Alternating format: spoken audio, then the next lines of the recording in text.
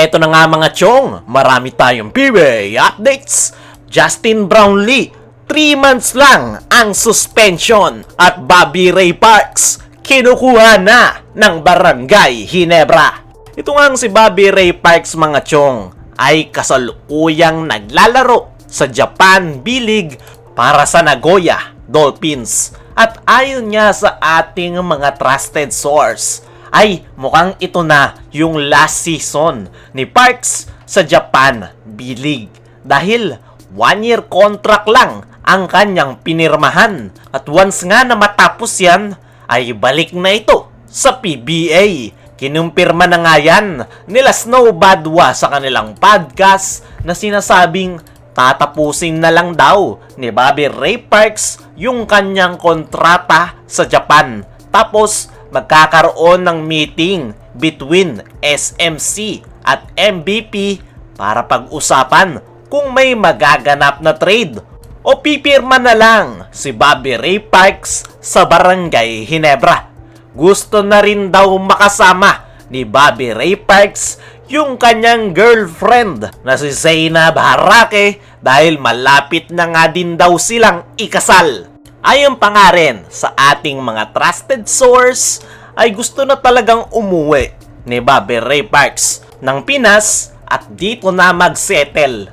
Para sa akin mga chong, ay matagal-tagal na rin namang naglaro si Bobby Ray Parks sa Japan B-League at mukhang kontento na nga ito sa kanyang ipon at handa na ring magbalik sa PBA. Once nga na magbalik PBA ito at mapunta ng Barangay Ginebra, ay hindi rin naman nalalayo yung kanyang magiging kontrata.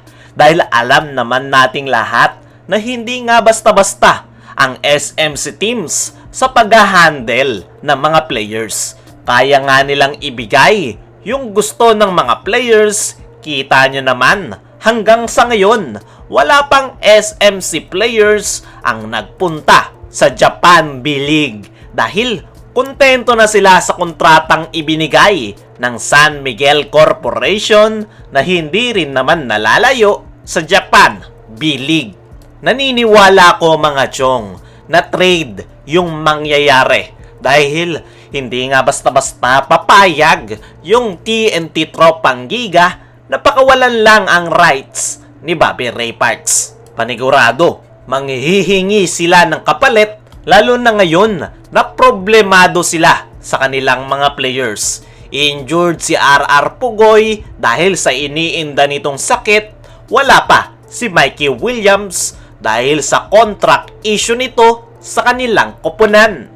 Pero sakaling makuha ng Barangay Ginebra itong si Bobby Ray Parks, ay good addition ito sa koponan ni Coach Tim Cone. Isang agile guard na kayang maglaro ng multiple positions. At the same time, ay kaya ring mag-facilitate ng plays nitong si Bobby Ray Parks. Dahil mataas rin yung kanyang basketball IQ.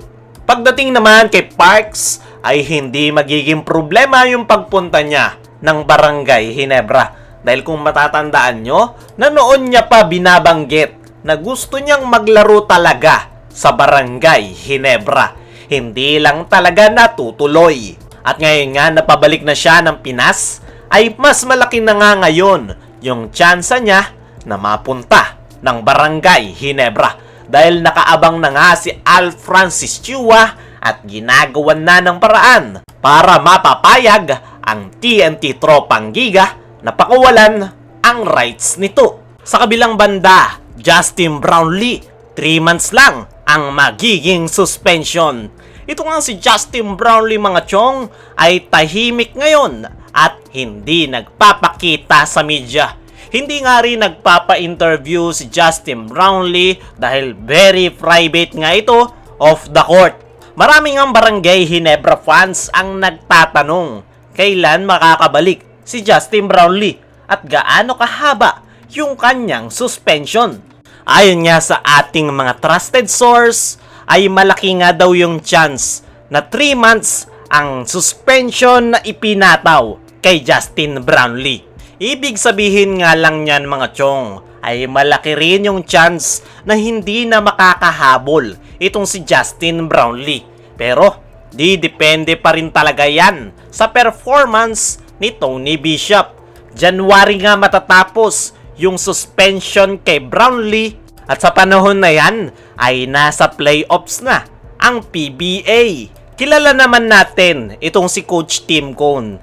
Hindi nga yan nagpapalit basta-basta ng player lalo na sa mga crucial game gaya ng playoffs.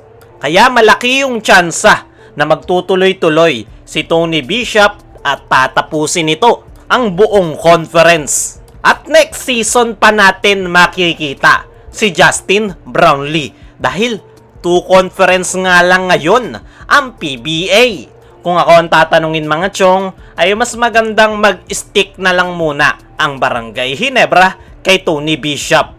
Lalo na kapag maganda yung kanyang ipinakitang performance buong conference. Papabor din yan para kay Justin Brownlee dahil hanggang sa ngayon nga ay meron pa rin itong iniindang injury sa kanyang paa na lumala matapos ang kanyang stint last Asian Games. Magkakaroon nga ng panahon si Brownlee para makapagpahinga at ma-recover ng 100% ang kanyang mga iniindang injury